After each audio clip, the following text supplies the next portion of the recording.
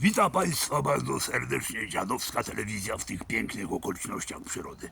Proszę Państwa, zbliżają się wybory parlamentarne i razem z tymi wyborami referendum. Straszne referendum. Pytania są wymyślone przez PiS. I Donald Tusk powiedział, że on unieważnia to referendum, zatem Dziadowska Telewizja, gdyby odbijając piłeczkę, unieważnia Donalda Tuska. Tyle samo mamy do gadania w tym względzie, co i Donald Tusk. Ale co do referendum odniosła się wybitna postać polskiego parlamentaryzmu, pani marszałek Kidała. Wojska powiedziała tak.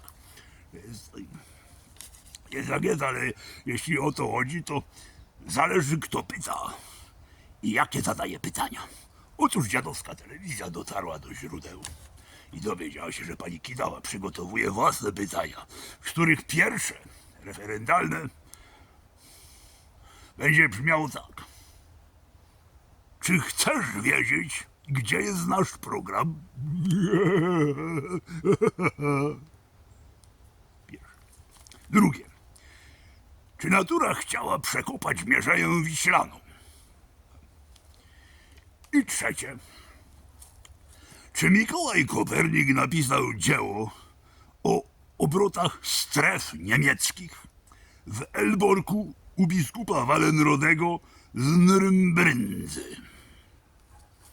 Czwarte pytanie będzie od byłego prezydenta Komorowskiego. Czy umiesz gotować bigos? I takie powinny być zadawane pytania w tym referendum. Takie właśnie pytania. I na te pytania naród powinien odpowiedzieć. A nie na te tam pisowskie. Dziękuję Państwu bardzo za uwagę. Dziadowska Telewizja się kłania.